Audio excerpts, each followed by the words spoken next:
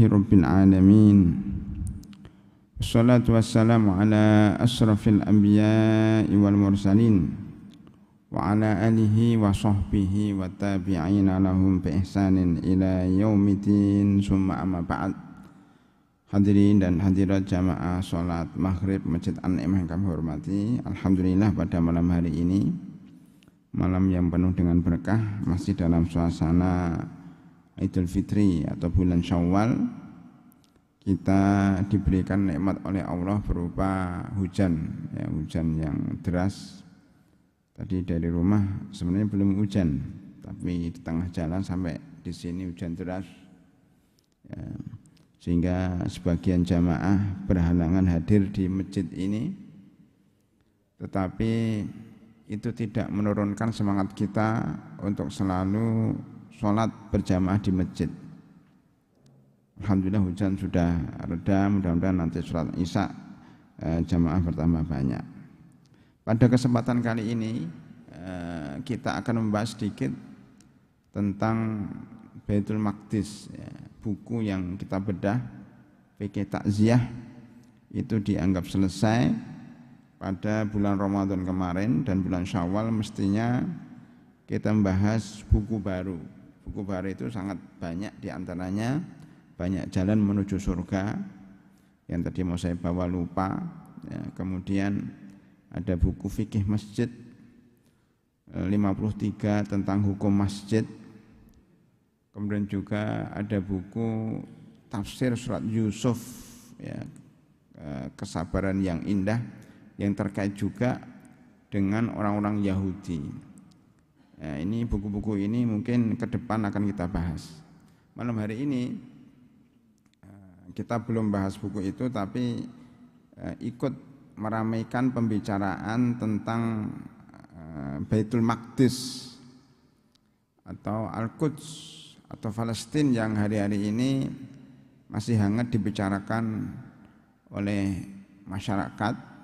Ya, beberapa kali kita mengadakan pertemuan dengan para tokoh, bahkan sampai sore ini pun sebenarnya kita diundang untuk pertemuan di Zoom untuk teknis acara tanggal 26 Mei hari Rebo, yang rencana mau diadakan aksi bela Baitul Maqdis. Untuk teori atau pembahasan Baitul Maqdis ini tidak sekedar demo, tidak sekedar mengumpulkan dana. Ketika kita mendapatkan ketika umat Islam di Palestina mendapatkan musibah dengan diserangnya Gaza, Baitul Maqdis oleh tentara Israel, kemudian kita bereaksi begitu semangat untuk membelanya dan mengumpulkan dana berapa miliar. Kemudian dalam pertemuan saya tanyakan berapa triliun dana yang sudah dikumpulkan umat Islam Indonesia untuk Palestina. Belum ada audit, belum terdata dengan baik. Itu menunjukkan bahwa lembaga-lembaga peduli Palestina memang sangat banyak di Indonesia, dan sayangnya belum bisa bersatu dan berkoordinasi dengan baik, sehingga bantuan-bantuan yang sampai ke sana tidak maksimal, bahkan sebagian juga tidak nyampe. Saya usulkan bahwa gerakan pembelaan Baitul Maqdis ini sebenarnya tidak hanya di level masyarakat, tetapi harus lewat negara juga. Negara ini, Indonesia ini harus berperan aktif dalam membela Palestina, sebagaimana tersebut dalam undang-undang bahwa penjajahan, pembukaan Undang-Undang 45, bahwa penjajahan dengan segala bentuknya itu tidak berhak hidup di muka bumi, termasuk penjajahan Belanda, penjajahan Jepang, termasuk penjajahan Israel. Kita menentang keras. Alhamdulillah Menteri Luar Negeri kita bicara bagus dan baik di depan PBB untuk mengungkapkan keprihatinan Indonesia terhadap agresi militer Israel ke Palestina. Ya, harus kita dukung. Jadi gerakan rakyat tidak cukup, harus didukung dengan gerakan negara. Bahkan mungkin kalau dibanding-bandingkan bantuan dari rakyat Indonesia begitu banyak, ini mungkin kalah. tidak apa-apa dibanding dengan bantuan dari negara Saudi Arabia, dari negara Kuwait, ya, dari negara-negara yang resmi memang dari negara tersebut. Saya dengar dari salah seorang syekh di Kuwait, ini sudah ada komitmen Kuwait untuk membangun menara-menara atau gedung-gedung yang hancur oleh bom Israel, ya, atau senjata Israel itu mau dibangun langsung hari pertama setelah gencatan senjata. Langsung itu Kuwait ya sudah sudah berkomitmen untuk membangun minimal 7 menara yang hancur. Subhanallah, luar biasa kan bagaimana semangat umat Islam bukan hanya di Indonesia tapi di seluruh dunia membantu Palestina. Masalahnya adalah belum ada lembaga atau negara yang secara sistematis teratur membuat rencana setiap tahunnya, jangka pendek dan jangka panjang untuk kemerdekaan Palestina. Itu belum ada. Jadi gerakan umat Islam itu ya baru sekedar semangat sporadis istilahnya.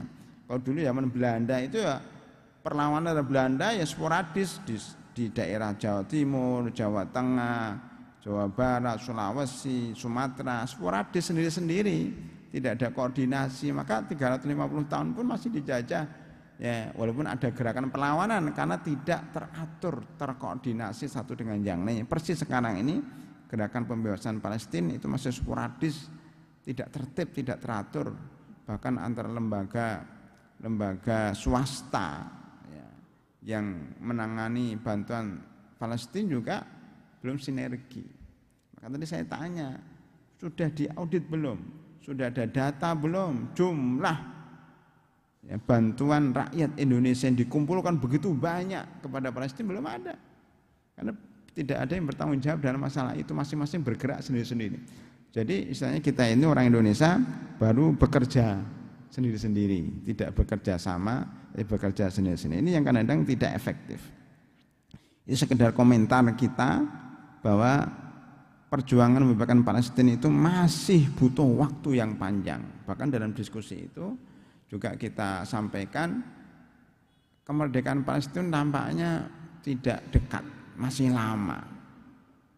Bukankah dulu Baitul Maqdis sudah dikuasai oleh Salahuddin Al-Ayyubi di bawah khilafah Islamiyah, di bawah daulah Islamiyah pada zaman Salahuddin Al-Ayyubi? Kenapa kemudian lepas lagi? Pada zaman khilafah Utsmaniyah sudah di bawah naungan khilafah Utsmaniyah tapi lepas lagi. Nah, sekarang kita mau merebut, seandainya menang pun itu mungkin akan lepas lagi sampai hari kiamat. Karena dalam hadis disebutkan nanti akan terjadi peperangan besar antara orang Yahudi dan orang Islam, sampai-sampai pohon dan batu di Baitul Maqdis akan mengatakan, ya Muslim, di belakang saya ada orang Yahudi yang ketakutan bersembunyi, kesini bunuhlah dia.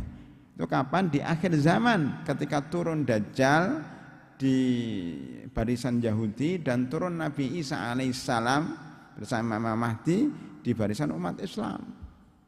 Jadi peperangannya akan panjang, kita perlu nafas yang panjang, perlu sumbu panjang. Tidak bisa hanya sekedar teriak semangat aja, tapi perlu program yang sistematis. Ini saya menggugah para aktivis itu, para aktivis yang tokoh-tokoh bangsa atau tokoh umat Islam, para ustadz ya. Itu juga harus diingatkan bahwa perjuangan ini tidak hanya sampai sekarang. Kemenangan yang diumumkan oleh perjuangan umat Islam di Palestina itu mungkin hanya kemenangan sementara. Karena nanti kita tahu Bani Israel itu, Yahudi itu adalah kaum yang sering menyelisih perjanjian. Baru malam Jumat terjadi gencatan senjata, paginya Baitul Maqdis sudah dikepung lagi oleh tentara Israel. Dan begitu seterusnya. Maka kita harus siap-siap untuk ya menghadapi Israel ini dalam waktu yang panjang. Nah, salah satu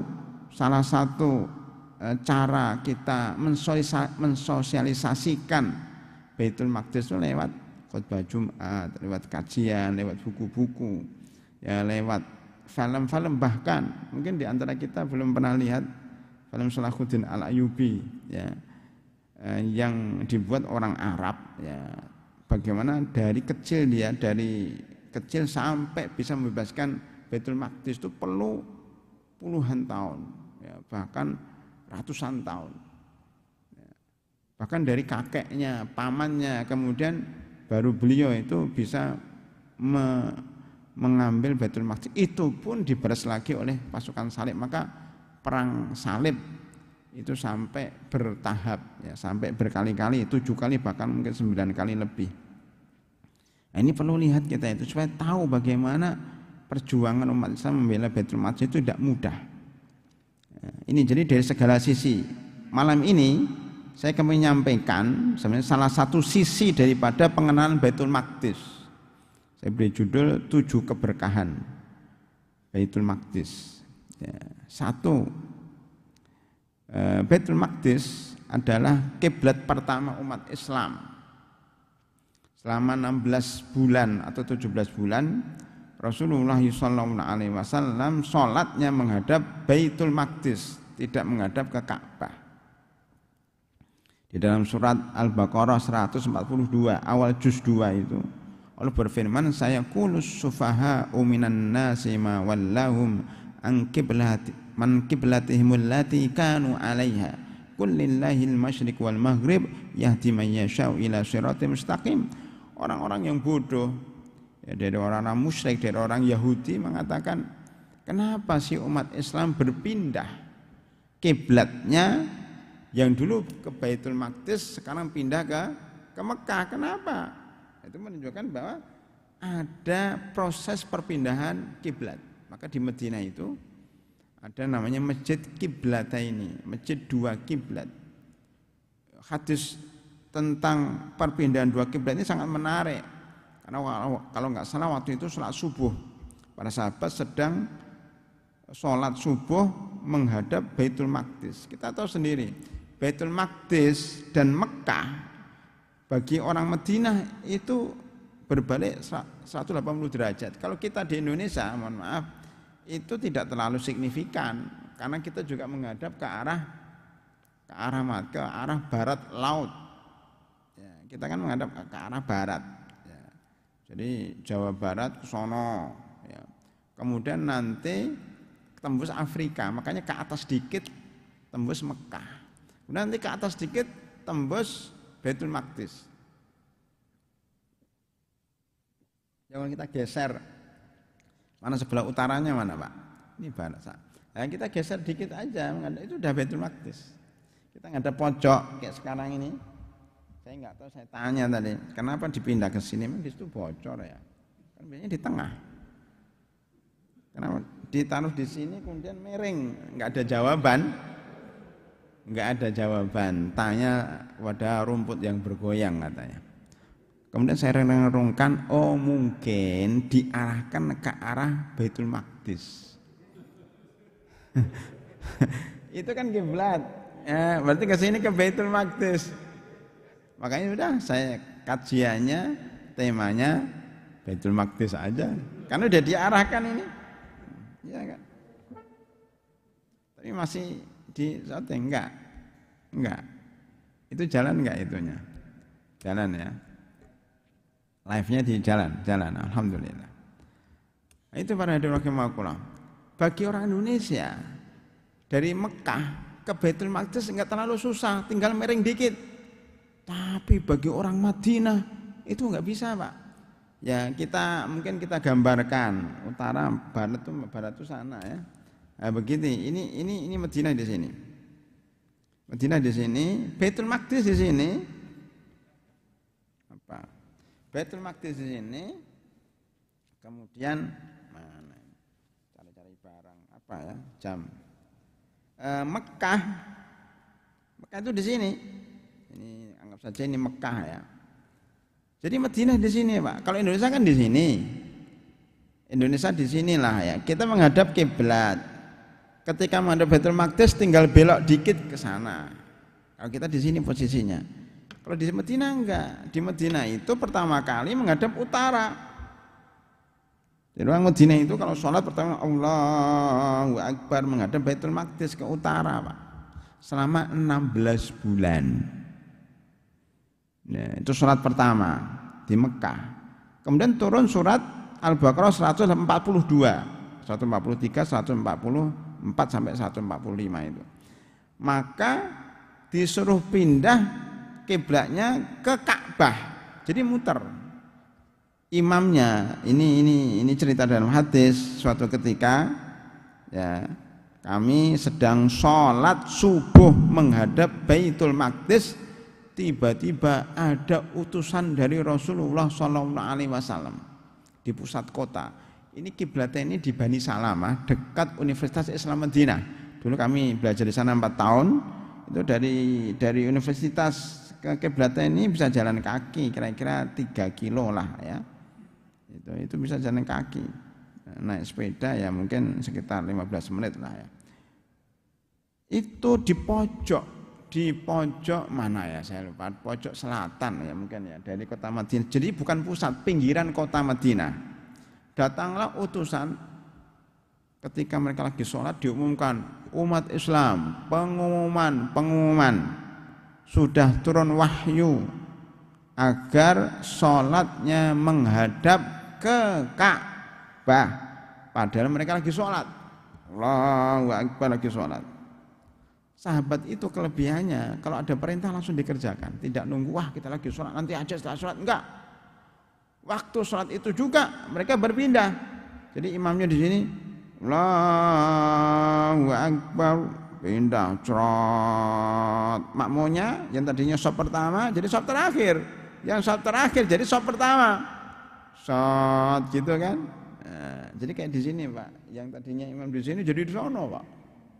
Ya tadinya sop pertama jadi sop terakhir, sop pertamanya di sono, tempatnya ibu-ibu itu sop pertama. Kira-kira seperti itulah. Inilah peristiwa perpindahan dari Baitul Maqdis ke Ka'bah 180 derajat, karena Ka'bah ada di selatan, Baitul Maqdis ada di utara. Nah, itu harus tahu geografinya. Makanya hadis itu tidak bisa dilaksanakan cara letterlek, tapi perlu dimodifikasi.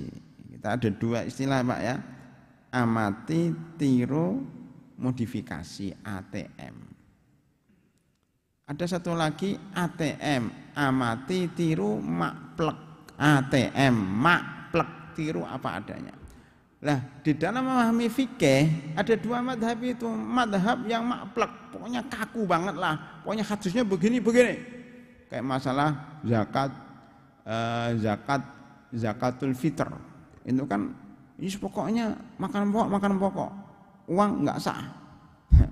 Kita jawab loh, zakat pada zaman Nabi, zakat fitri, bukan zakat fitrah, zakat fitri ya, itu pakai kurma. Nggak ada beras itu, kamu dapat mana beras? Nggak ada. Pada zaman Nabi pakai korma dan pakai gandum syair. Kalau mau ATM makplek, ya zakatnya pakai korma dan gandum, nggak ada beras itu. Berasnya dari mana ini? Bid'ah itu beras itu. Makanya para rahimahullah, cobalah. Akhirnya para ulama mengatakan bahwa maksudnya itu bukan korma, bukan gandum, tapi makanan pokok. Makanan pokok orang Indonesia beras. Berarti kan sudah dirubah, berarti kan sudah modifikasi. ATM, amati, tiru dan modifikasi. Kalau makanan pokok di sana itu korma, maka di sini beras. Abu Hanifah dan Umar bin Abdul Aziz mengatakan tidak, bukan makanan pokok, tapi kebutuhan pokok. Nah, gitu. Makanya kebutuhan pokok orang Indonesia apa? Khususnya orang kota Jabodetabek, kebutuhan pokok itu fulus, uang. Makanya zakat fitrinya boleh pakai uang, sama-sama modifikasi. Ngapain saling menyalahkan? Anda orang-orang yang membayar zakat dengan beras, Anda memodifikasi dari korma ke beras. Kami madhab Abu Hanifah dan madhab Umar bin Abdul Aziz memodifikasi dari korma ke uang, karena sama-sama kebutuhan pokok. atau dikatakan makanan pokok orang kota, orang Jakarta itu bukan beras tapi fulus. Bukankah bapak-bapak kalau kerja itu digaji pakai uang kan? Mau nggak digaji pakai beras? Makanya gajinya bulan ini beras, bukan uang. Pada protes, kenapa beras? Lo kan makanan pokok. Enggak, saya butuh uang. Nah, itu menunjukkan bahwa agama Islam fleksibel. Kenapa saya sampaikan di situ? Saya ingin menyampaikan satu hadis, Pak. Satu hadis yang orang nggak mungkin menerapkan di Indonesia maklek. Apa itu? Suatu ketika Rasulullah SAW melarang seseorang untuk buang qadaul hajah, buang air kecil dan buang air besar dengan menghadap kiblat atau belakanginya. La tastaqbilu al-kiblata wala tastadbiruha bil boli wal ghaid. Jangan kau membelakangi dan menghadap kiblat dengan kencing dan buang air besar. Artinya buang air besar, buang air kecil jangan sampai menghadap kiblat. Jadi kalau posisi, makanya tadi lihat posisi tempat WC itu harus menghadap mana? Harus menghadap selatan dan utara, tidak boleh menghadap barat atau atau timur. Ya. Kenapa? Karena akan menghadap kiblat. Hadisnya itu bukan itu. Hadisnya janganlah engkau menghadap kiblat atau membelakangnya dengan buang air kecil atau buang air besar. Itu hadisnya begitu. Tetapi arahkan kata Rasulullah, tapi menghadaplah ke timur dan barat. Coba, menghadaplah ke timur dan barat. Kata Rasulullah apa? Kalau kencing, kalau buang air besar, hadaplah ke timur dan barat. Nah kalau di Indonesia, ke timur dan ke barat berarti menghadap kiblat. Berarti hadis ini enggak berlaku di Indonesia. Terus berlakunya di mana? Ini hanya berlaku kepada penduduk Madinah. Karena waktu itu beliau mengatakan kepada penduduk Madinah, jangan engkau menghadap timur dan barat. Jangan engkau menghadap kiblat dan belakangnya. Artinya jangan engkau menghadap selatan atau utara, tapi menghadaplah timur atau barat. Bagi penduduk Madinah, timur dan barat itu menghadap kiblat, tapi selatan dan utara menghadap kiblat. Berarti apa Pak? Hadis itu hanya berlaku untuk ahli Madinah, tidak berlaku untuk orang Indonesia. Ini contoh hadis, suatu hadis kadang tidak bisa diterapkan di suatu tempat karena konteksnya bukan Indonesia, konteksnya di Arab. Nah, begitu Pak. Ya, saya kepengen menyampaikan bahwa bahwa arah kiblat kan sering dipermasalahkan di negara kita. Itu cukup barat ke arah barat, boleh barat saja, boleh barat daya, boleh barat laut. Makanya bainal masyriq wal maghrib kiblat, kata Rasulullah, pokoknya antara timur dan barat itu bisa menghadap kiblat. Itu nanti soal kiblat ya. Sekarang saya lanjutkan kajian tentang Baitul Maqdis. Jadi hadirin rahimakumullah, 7 keberkahan itu satu, bahwa kiblat pertama itu Baitul Maqdis selama 16 bulan atau 17 bulan. Ya, berikutnya masih satu, ini dibangun setelah Ka'bah selama 40 tahun. Ditanya, ya Rasulullah, antara pembangunan Baitul Maqdis dengan Ka'bah berapa tahun? 40 tahun. Pertanyaannya sekarang, Ka'bah yang bangun siapa? Dalam surat Ali Imran disebutkan tuh, inna awwala baitin wudi'a lin-nasi lalladzi bi Bakkata mubarakan wa hudal lil alamin. Pertama kali rumah yang dibangun atau masjid yang dibangun adalah Mekah. Siapa yang bangun? Ada yang mengatakan malaikat yang bangun. Ka'bah itu yang bangun malaikat. Ada yang mengatakan yang bangun Nabi Adam alaihissalam. Nama ini lebih benar yang bangun Nabi Adam. Ada yang mengatakan yang bangun Nabi Ibrahim alaihissalam. Terjadi 3 pendapat.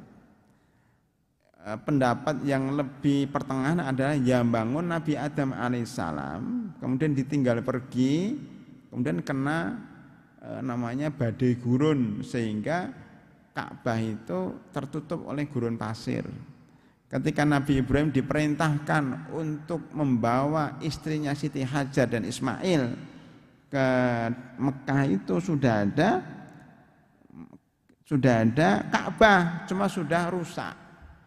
Maka di dalam surah Al-Baqarah itu wa id yarfa'u Ibrahimul qawa'ida minal baiti wa Ismail. Ketika Nabi Ibrahim merenovasi, bahasanya merenovasi Ka'bah yang sudah rusak bersama Ismail.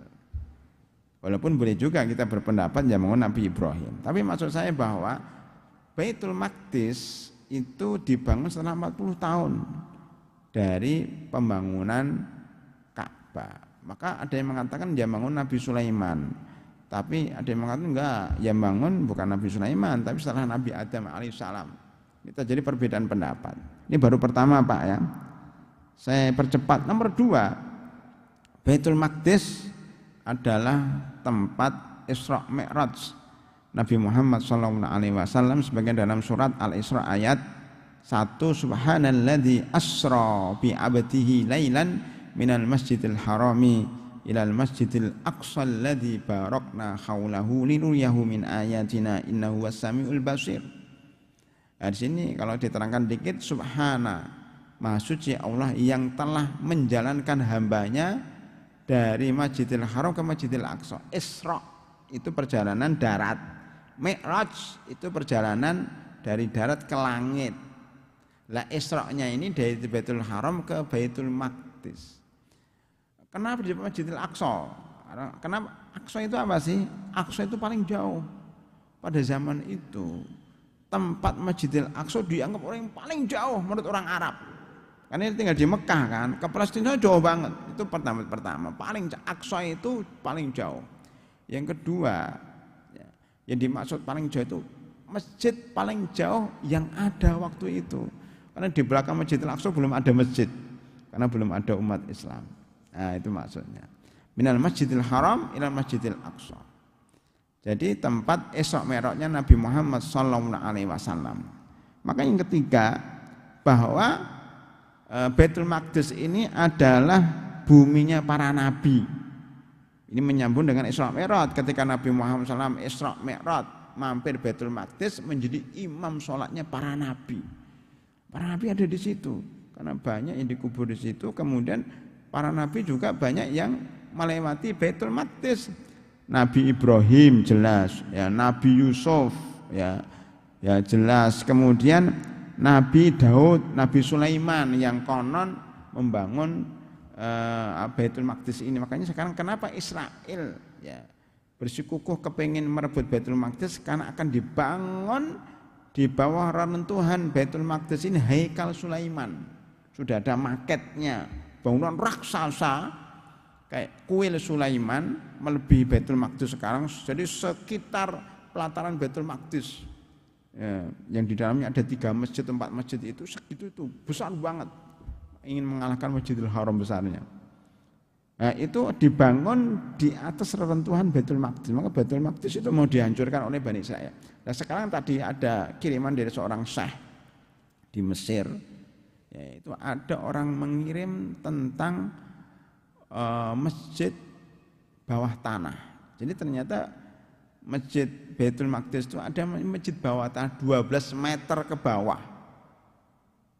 Wah, itu baru di video, artinya banyak orang tidak tahu bahwa di situ di bawahnya itu ada terowongan dipakai untuk sholat juga. Kata yang menjaga di situ ada 1000 sekian orang itikaf di dalam waktu Ramadan kemarin. Orang Afrika, orang mana, puas banget. Bahkan sampai masjidnya itu kayak terowongan begini, ini atasnya itu halaman Masjidil Aqsa, bawahnya itu sudah ada masjid terowongan. Dan katanya menunggu itu, ini mihrabnya Maryam. Jadi kullama dakhala 'alaiha Zakaria al-mihraba wajada indaha rizqa. Ketika Nabi Zakaria masuk mihrabnya Maryam, didapatkan di dalamnya ada buah-buahan. Itu katanya di bawah Baitul Maqdis. Pernah lihat film Maryam enggak ya? Maryam itu kan tinggalnya di Masjidil Aqsa, tapi sebelah mana? Katanya di bawah. Jadi itu tingkat. Kalau gini ini berarti atasnya itu pelataran sebenarnya. Nah, di sini kan enggak dibuat ya, enggak ada bawah tanah ya. Ini kurang ya. Nanti direnovasi lagi supaya dibuat terowongan bawah tanah. Masjid Nikmah ada terowongan bawah tanah itu untuk parkir, untuk apa kan. Bahkan dulu cerita penunggu Baitul Maqdis ini, terowongan itulah yang dipakai untuk menaruh kuda-kuda perang pasukan salib. Masih ada itu besinya. Jadi tembok-temboknya itu dipakai untuk tempat menyimpan kuda-kuda. Pada itu masjid itu. La ilaha illallah itu orang pasukan salib. Ya. Jadi bumi para nabi, dari Nabi Sulaiman, Nabi Daud, Nabi Zakaria, Nabi Yahya, Nabi Isa, ada di situ semuanya. Nah, saya teringat dengan surat At-Tin tadi dibaca kalau nggak salah ya. Wattini wazzaitun wa turi sinin wa hadzal baladil amin. Maknanya apa? Wattini wazzaitun maksudnya menyindir Baitul Maqdis. Karena wattin wa zaitun, buah tin dan zaitun itu dulu tumbuh di Baitul Maqdis. Di sekitar alladzi barokna haula, sekitar Baitul Maqdis itu subur dulu. Nanti pada poin keempat ya, keberkahan Baitul Maqdis itu terletak pada kesuburan tanah. Salah satunya tumbuh tin wa zaitun. Itu isyarat kepada Nabi Isa alaihissalam. Wattini wa zaitun wa turi sinin, dan Gunung Tursina itu dekat perbatasan Mesir dengan Palestina. Kalau Gunung Tursina ini kita pernah naik ke atas, disitulah Nabi Musa menerima wahyu. Gunung Tursina, wahadzal baladil amin, maksudnya Mekah. Jadi surat At-Tin itu memberikan isyarat 3 nabi ulul azmi, Nabi Isa, Nabi Musa, dan Nabi Muhammad. Wattini wa zaitun, tempat lahirnya Nabi Isa. Wa turi sinin, Gunung Tur, tempat Nabi Musa mendapatkan wahyu. Wa hadzal baladil amin, tempat lahirnya Nabi Muhammad SAW, yaitu Mekah yang aman, ya tempat lahir beliau dan tempat dapatkan wahyu. Itu luar biasa itu watin wa zaitun. Makanya keberkahan Baitul Maqdis yang keempat adalah subur tanahnya. Nah, sekarang buah zaitun saya dengar itu banyak dilarikan ke Perancis, ya, ke Spanyol. Maka sekarang kalau kita beli minyak zaitun rata-rata dari Spanyol, dari Perancis, karena sebenarnya itu aslinya dari Palestina. Kemarin ada yang menjual minyak zaitun dari Palestina, itu aslinya dari Palestina. Yang berikutnya nomor 4 poin B, subur wanitanya. Jadi orang-orang wanita-wanita Palestina itu anaknya banyak-banyak, Pak. Ada penelitian bahwa rata-rata keluarga Palestina itu anaknya dari 7 sampai 12. Maksud saya rata-rata namanya satu keluarga itu anaknya 7, anaknya 9, anaknya 12, anaknya 13, anaknya 10. Jadi rata-rata orang Palestina itu anaknya 10. Citra Grand berapa anaknya? Sini rata-rata berapa? 2, 3, 2, 1, 4, 5 mungkin paling banyak. Jadi masih kalah keberkahannya dengan Palestina. Maka ketika Palestina, anak-anak Palestina dibunuhin, ditembakin, dicekik oleh orang Israel itu masih punya stok banyak itu anak-anak kecil orang Palestina itu. Ini yang namanya perang demografi. Apa perang demografi itu? Perang banyak-banyakan penduduk. Ini penting, Pak. Di negara demokrasi kayak Indonesia ini penting berbanyak anak, berbanyak penduduk supaya nanti pemilihan umum dia menang. Kalau anaknya dikit ya kalah lah. Nah, penting itu. Nah, Palestina juga menang dengan Israel bukan hanya dengan senjata, ya, tapi juga dengan banyaknya penduduk. Kebetulan orang Israel itu saya baca dalam sebuah penelitian makalah, ya, itu mereka malas menikah. Jadi pemuda-pemudanya ini malas menikah. Seandainya menikah pun malas punya anak karena ribet katanya. Punya anak itu ribet, hamil 9 bulan bed rest, kemudian periksa ke dokter, nanti lahirnya sesar, ribet pokoknya lah. Sampai-sampai pemerintahan Israel itu memberikan hadiah atau sumbangan bagi yang punya anak banyak. Tapi nggak ada yang mau. Makanya sebenarnya Israel itu tidak hanya hancur perang dengan umat Islam, tapi lama-lama juga generasinya habis. Makanya mereka mengambil dari berbagai negara orang Yahudi di Amerika, pindah ke Palestina, dari Rusia pindah ke Palestina, dan Kita umat Islam Palestina nggak usah pindah, udah anaknya banyak. Maka lama-lama itu kalah itu Israel itu dari sisi penduduk, makanya mereka membuat namanya tembok pemisah itu.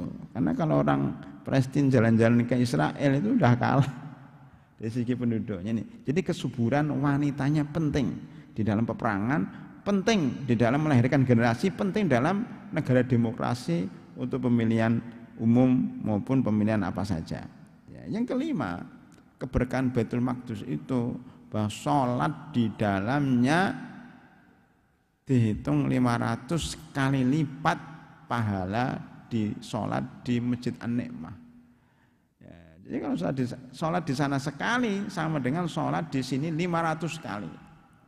Itu kelebihannya. Kalau Masjidil Haram 10.000 kali, kalau Masjid Nabawi 1.000 kali, kalau Masjidil Aqsa 500 kali lipat ya, pahala dibanding dengan sholat di masjid yang lainnya. Yang keenam, ya, keberkahan Masjidil Aqsa bahwa di sana akan dijadikan tempat padang mahsyar. Yauma tubaddalul ardu ghairal ardi was samawat. Itu dalam akhir surat Al-Ibrahim, bahwa nanti bumi ini akan dirubah oleh Allah menjadi bumi yang lain, langitnya pun langit yang lain, karena bumi sudah hancur, nanti akan hancur, langitnya akan hancur, suatu ketika akan ada bumi dan langit yang baru. Lah kita yang di kuburan masih oke-oke, enggak hancur. Jadi kuburan itu nanti akan bangkit. Dalam surat Az-Zumar disebutkan wa nufikha fis-sur fasa'iqan man fis samawati wa man fil ardi illa man sya'allah summa nufikha fi ukhra fa idahum qiyamun yanzurun. Akan ditiup trompet oleh malaikat Israfil. Ya, maka seluruh bumi ini akan mati semuanya. Kecuali yang Allah kehendaki, di antaranya malaikat Israfil enggak mati. Kata para ulama, semuanya mati, seluruh malaikat mati. Fasa'iqan man fis samawati wa man fil ardi. Penduduk langit dan penduduk bumi semuanya mati. Kecuali yang Allah kehendaki, malaikat Israfil. Belum Isa kan. Kalau saya lihat diamnya jamaah itu curiga apa, masih ada 5 menit. Jadi harus tahu lah. Masanya saya usulkan ya, Isa itu tempel di sana satu gitu loh Pak, biar penceramahnya itu tahu oh waktu Isa. Tapi kalau nanti waktu Isa sudah ada penceramah ngomong terus, ya jangan salahkan. Ya, nggak ada pemberitahuan kok. Minimal ada alarm tit. Nah, ini kita berhenti. Mas 5 menit. Saya teruskan 5 menit. Wah, di atas yang nggak kelihatan Pak, di atas. Saya teruskan sampai mana tadi? Semuanya mati. Keenam Pak, sudah keenam, salah nyatet itu. Jadi Baitul Maqdis ini tempat orang akan dikumpulkan pada padang mahsyar. Salah satu dalilnya itu surat Az-Zumar itu, bahwa ditiup trompet semuanya akan mati, kecuali Israfil enggak mati. Nah, kalau sudah mati semuanya, Israfil katanya mati juga. Mati yang paling terakhir.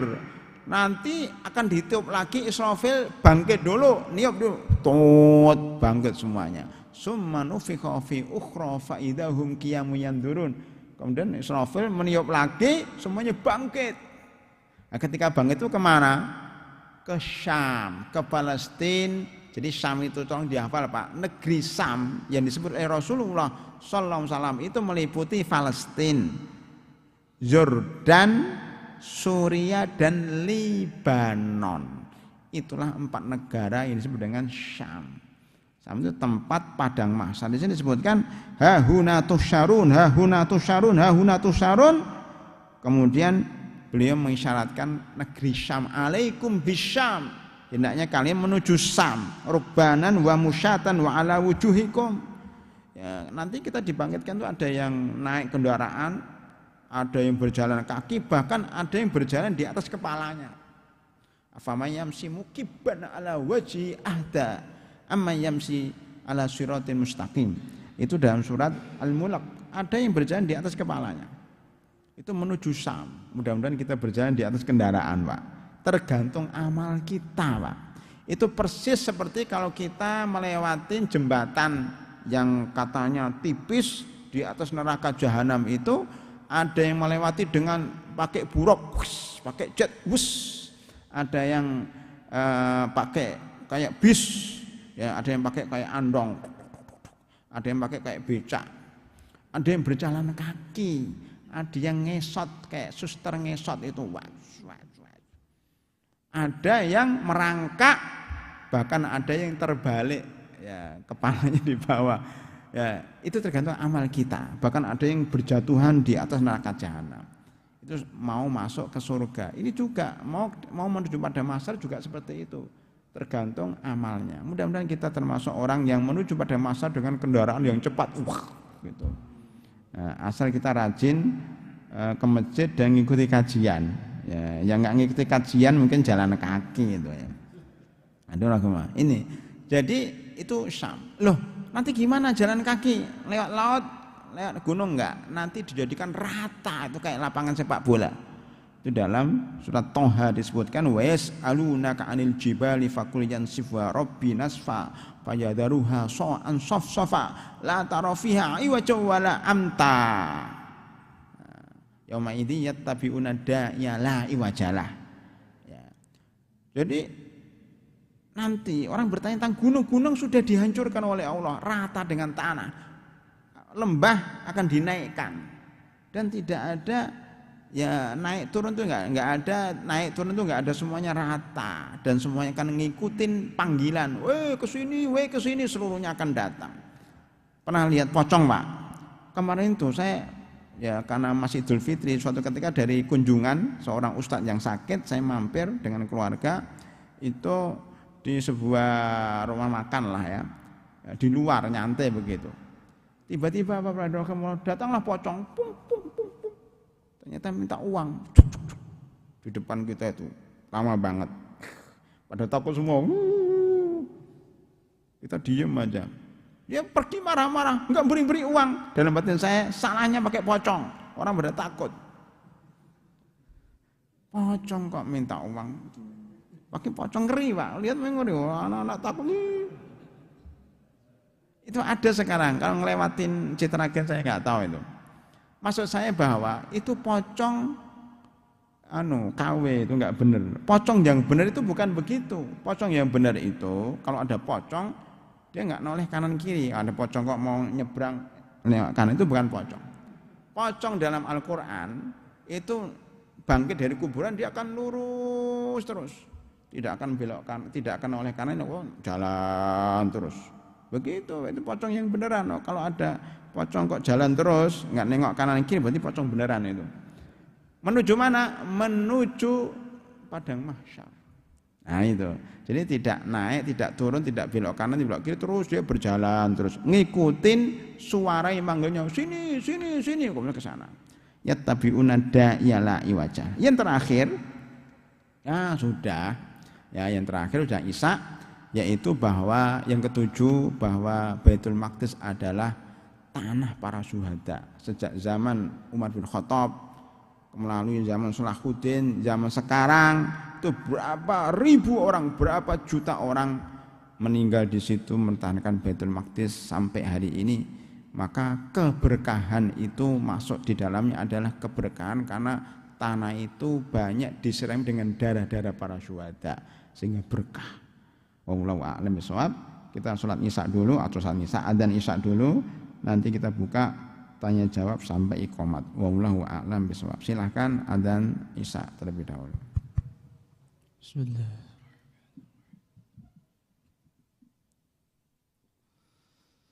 Allahu akbar, Allahu akbar.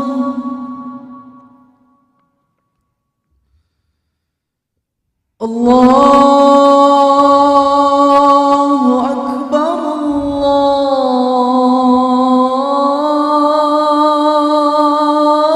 Allahu akbar. Asyhadu an la ilaha illallah.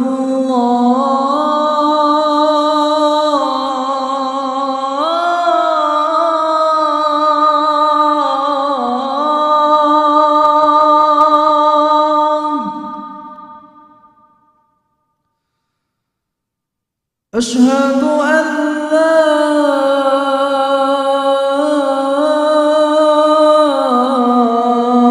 إله إلا الله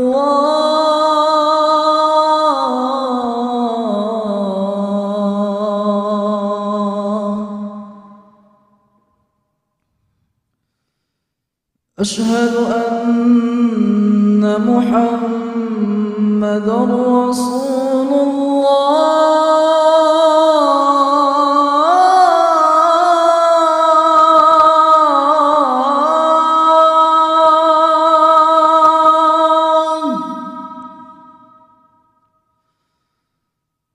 أشهد أن محمدا رسول الله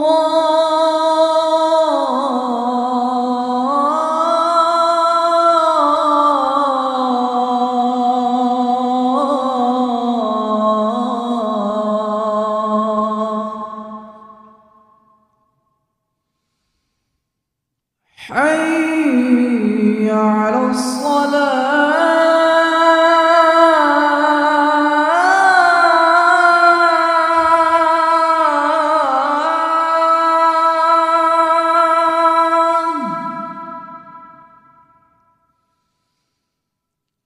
حي على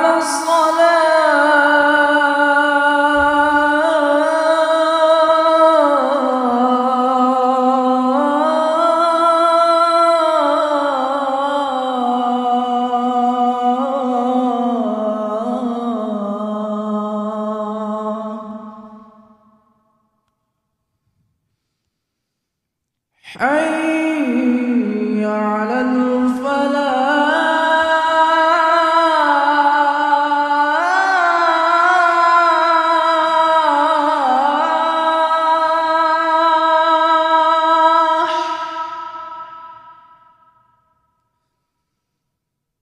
حي على الفلاح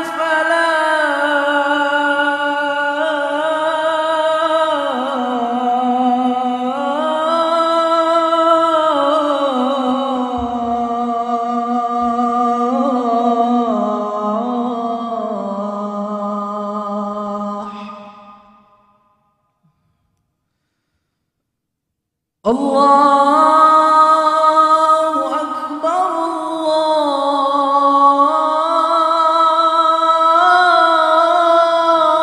الله أكبر لا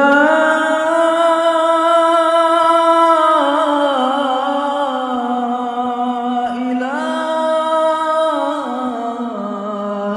إلا الله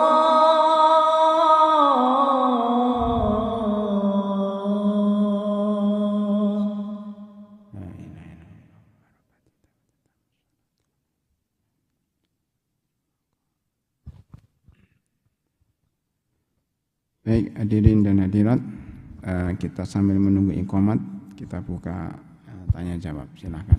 Silakan, Pak. Bismillahirrahmanirrahim. Assalamualaikum warahmatullahi wabarakatuh. Waalaikumsalam warahmatullahi wabarakatuh. Tadi disampaikan Ustadz, keutamaan yang ketujuh adalah di Palestina ini tempatnya para syuhada. Dengan demikian kalau syuhada matinya tergolong mati syahid. Nah, kalau keutamaan ini diekspos barangkali secara besar-besaran, tentu bisa menyemangati nih kaum muslimin seluruh dunia untuk bisa ikut membantu berjuang di sana dengan harapan menjadi syuhada tadi. Mohon pencerahan Ustaz. Baik, semangat banget nih. Ya. Zaman dulu mungkin Baitul Maqdis tidak ada sekat antara negara dengan negara. Jadi nggak usah masuk ke sana, nggak usah pakai paspor. Jadi yang kepengin merebut Baitul Maqdis bersama tentara Salahuddin Al-Ayyubi, silakan jalan ke sana, nggak ada pemeriksaan. Itu zaman dulu, Pak. Zaman sekarang beda, Pak. Zaman sekarang ini satu negara dengan negara itu ada pemeriksaan ketat, apalagi musim COVID-19. Sebelum ke Palestina di swab antigen dulu. Kemudian ke sana pakai paspor dan tidak mudah. Ya, tidak mudah. Apalagi biasanya masuknya lewat Jordan. Ya, paspor itu tidak ada paspor Israel, itu nggak ada.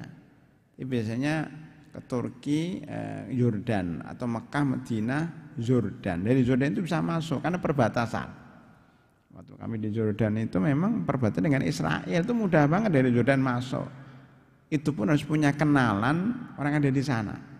Ya, kalau orang yang sudah terbiasa itu ada travel masuk ke sana. Nah dulu berapa tahun yang lalu yang mengawasin Masjidil Aqsa itu orang-orang Muslim, tentara-tentara Palestina, ya, Muslim. Sekarang enggak, yang menguasai Baitul Maqdis orang Israel. Bahkan terakhir teman mengatakan dulu orang Israelnya di luar satu, sekarang banyak, bahkan katanya ikut masuk masjid juga.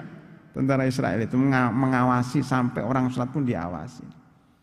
Artinya kita kalau mau berperang ke sana menemui beberapa kesulitan. Ya, itu kalau zaman sekarang, karena beda lingkungan dan beda kondisinya.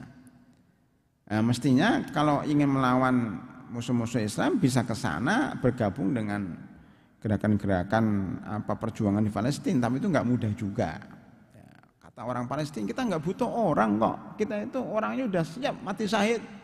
Kita butuh senjata, kata mereka. Kita butuh logistik. Kita kata teman-teman itu orang Indonesia itu dianggap kecil, Pak. Dia kemana saja dianggap kayaknya nggak butuh orang Indonesia karena kecil ya, dianggap waktu di Palestina juga dianggap wah ini Indonesia itu kecil, waktu di Afghanistan dianggap kecil. Jadi kata mereka kami nggak butuh pejuang-pejuang Indonesia ke sini, butuh doanya saja kata mereka. Itu Pak. Jadi mati syahid itu tidak harus ke Palestina, tidak harus kemana saja bisa mati syahid insya Allah. Justru malah sekarang yang lebih realistis adalah mati syahidnya Umar bin Khattab. Umar bin Khattab itu mengatakan Allahumma rzuqna syahadah fi madinati rasulika Muhammad sallallahu alaihi wasallam. Ya Allah, berikan kami mati syahid di masjid Nabi Muhammad sallallahu alaihi wasallam, dan doa itu terkabulkan. Beliau waktu salat subuh dibunuh oleh orang kafir namanya Abu Lulu Al-Majusi, ini orang Majusi, orang Persia, dibunuh mati syahid. Nah, kalau kami mati syahid itu banyak jamaah haji yang sakitnya parah haji dengan harapan mati di sana. Itu pemerintah sampai bingung itu, bagian Kementerian Kesehatan kita sering rapat antara MUI, Kementerian Kesehatan sama Kementerian Haji itu, Kementerian Kesehatan, Kementerian Agama Haji.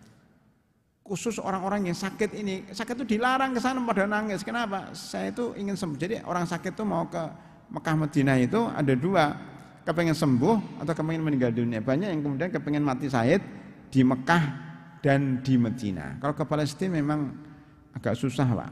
Ya. Tapi bagus niat untuk mati syahid membela Baitul Maqdis itu luar biasa bagus. Cuma tidak semudah yang kita bayangkan, apalagi sekarang zaman negara-negara seperti ini paspornya juga harus diketat, diawasi dengan ketat. Mendingan kita mati syahid di Masjid Madinah atau di Masjidil Haram. Ya sakit, kalau mau sakit sakaratul maut langsung ke sana Pak. Mudah-mudahan nanti meninggal dunia di Madinah dikuburkan di Baqi. Banyak yang mati syahid orang Indonesia di Madinah.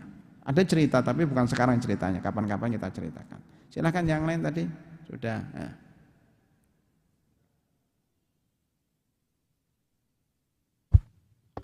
Bismillah, Assalamualaikum warahmatullahi wabarakatuh. Waalaikumsalam warahmatullahi wabarakatuh. Saya ingin bertanya Ustadz, bagaimana tanggapan Ustadz dengan sebagian kaum muslimin yang mengatakan bahwa mungkin ada sebagian sedikit yang mengatakan ngapain kita tolong Palestina gitu, dan dia bilang karena kita tuh berbeda manhaj dengan mereka dan harus dilihat dulu gitu. Kadang sebagian ada yang mengatakan gitu dari kalangan kaum muslimin gitu. Dan sebagian juga ada yang mengatakan kenapa orang-orang Palestina itu malah mempertahankan tanahnya, kenapa nggak hijrah aja seperti Rasulullah dulu. Nah mungkin tanggapan Ustadz boleh? Ya, kalau untuk masalah hijrah dari Palestina keluar itu memang pernah disampaikan oleh seorang ulama, tetapi ini tidak diterima oleh ulama-ulama lain. Ya, karena apa? Kalau hijrah dari Palestina maka orang Israel akan semakin senang. Berarti hijrah pergi tidak mau mempertahankan Masjidil Aqsa. Dengan mereka tetap di Palestina, itu berarti Masjidil Aqsa terjaga. Itu jihad yang luar biasa. Katakan ingin mati saya itu justru tinggal di Palestina. Kalau kita tinggalkan orang Israel suka. Seperti Citra Grand ini. Kalau kita tinggalkan diduduki orang lain. Sekarang itu perebutan tanah. Orang katakan arduna akidatuna. Tanah kami itu tanah akidah kami. Indonesia juga begitu. Kalau kita ingin mempertahankan Indonesia, ya tinggal di Indonesia, jangan pergi. Pergi dibeli orang asing dan asing kita terusir. Maka termasuk orang-orang yang punya tanah di Jakarta, jangan dijual. Dijual pindah ke pinggir-pinggir kota. Kayaknya Jakarta sekarang yang dimiliki pribumi cuma dikit. Itu kan salah juga. Makanya kalau ingin mempertahankan sebuah bangsa, sebuah negara, tinggal di situ. Tanah airku, tanah tumpah darah, kan begitu. Masa suruh hijrah kemana? Memang enak hijrah itu. Maksudnya hijrah meninggalkan tempat lahirnya ke negara lain. Kasihan orang Palestina di Yordan, di Libanon, di Mesir. Kadang-kadang muamalat orang-orang di luar itu tidak baik sama orang Palestina. Ya, bukan negaranya sendiri kan. Makanya sebaiknya apapun masalahnya tetap tinggal di Palestina. Itu ijtihad para ulama yang lebih tepat, bukan meninggalkan. Walaupun itu pendapat sebagian ulama meninggalkan Palestina terus kemana dan siapa mempertahankan Palestina itu. Nah, yang kedua soal damai. Kalau damai oke lah, damai ini sebagian ulama mengatakan boleh berdamai, ya boleh berdamai. Sekarang negara Arab kan banyak berdamai. Kalau memang kekuatan umat Islam belum bisa menandingi kekuatan Israel, boleh berdamai sementara. Karena umat Islam zaman Nabi juga pernah berdamai dengan Yahudi. Salahuddin Al-Ayyubi pernah berdamai dengan beberapa raja pasukan salib. Berdamai untuk taktik, bukan berdamai karena kalah. Itu boleh. Makanya perang dengan Israel itu bukan hanya oleh perlawanan Palestina atau sekarang diwakili oleh Hamas, bukan. Sebenarnya itu perang antara negara dengan negara karena pergerakan Palestina itu dibantu oleh negara-negara sekitarnya juga. Ini namanya perang proksi ya. Perang proksi itu yang nampak cuma Israel sama Palestina. Yang berperang banyak, Amerika, Eropa itu ikut bantu Israel. Ya. Palestina dibantu oleh negara-negara Arab termasuk negara Indonesia, Turki dan seterusnya. Cuma nggak kelihatan, hanya perang proksi, nggak langsung berhadapan. Karena secara aturan undang-undang internasional nggak boleh negara satu intervensi ke negara yang lain, nggak boleh. Maka terpaksa mereka melalui jalur-jalur belakang untuk membantu perjuangan Palestina itu. Itu soal damai dan perang, itu hanya soal politik, siasat, strategi aja. Makanya kita jangan terlalu euforia dengan kemenangan kemarin, itu baru genjatan senjata, nanti saya akan nyerang lagi, yakin deh. Makanya kita jangan terlalu euforia gembira dulu, ya harus persiapan perlawanan jangka panjang. Tujuannya Palestina merdeka. Wah, negara-negara dulu saya kalau lihat sejarah itu negara Mesir, Yordan, Suriah itu aja kalah tahun 83, tahun 67 ya, itu kalah. Pada 73 baru menang. Padahal dikeroyok oleh negara-negara Arab. Bayangkan. Kenapa? Israel nggak berdiri sendiri, negara-negara Amerika dan sebagainya belakangnya. Wah, sekarang aja Kubah Al-Hadidiyah, tameng besi, orang mengatakan Iron Dome itu mau dibantu oleh Joe Biden, Presiden Amerika di masa genjatan senjata karena banyak yang kecolongan rudal-rudal dari Palestina. Itu yang kedua, soal damai itu strategi. Yang ketiga, soal itu kan gerakan yang ada di Palestina kan tidak sesuai dengan akidah kita, tidak sesuai dengan manhaj kita, itu juga sudah dijawab oleh ustaz-ustaz mereka sendiri. Ini enggak benar nih. Kita membantu kemanusiaan itu tidak melihat manhajnya apa, ini dari ormas mana. Itu ada orang tabrakan di depan An-Nikmah itu, lihat ini Muhammadiyah atau NU, kan enggak. Ya siapa aja Muhammadiyah ini kita tolong. Ini jamaah Nikmah atau jamaah Al-Qolam. Ya enggak, pokoknya bahkan ini aliran apa tetap aja. Bahkan kalau orang kafir pun kita tolong. Cukup dia sebagai manusia kita berhak menolong. Dan kita wajib menolong. Enggak usah dibahas manhajnya apa. Itu terlalu fanatik dengan kelompoknya, enggak boleh itu dan bertentangan dengan ajaran Islam. Ustadz mereka sendiri sudah menjawab, mentahkan pertanyaan ini. Jadi pertanyaan dari orang-orang yang memang pikirannya masih sempit banget, menolong orang yang ditembak orang kafir kalau masih mikir ini dari kelompok mana, dari ormas mana, dari yayasan mana. Itu kan aneh banget, masuk kalah dengan orang Amerika, kalah dengan orang perempuan yang katanya membela orang terakhir tadi ditayangkan ada seorang warga negara Amerika perempuan itu melihat ada bulldozer yang mau meratakan seorang rumah penduduk Palestina. Dia bilang jangan sampai di depan bulldozer itu malah dilindas oleh Palestina.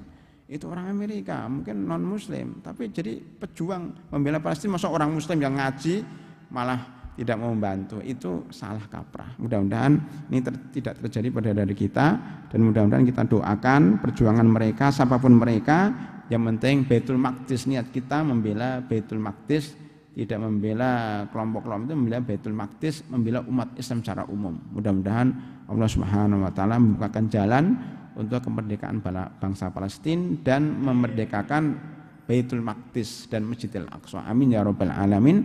Kita tutup dengan doa kafaratul majlis. Subhanakallahumma bihamdika asyhadu an la ilaha illa anta astaghfiruka wa atubu ilaik. Assalamualaikum warahmatullahi wabarakatuh.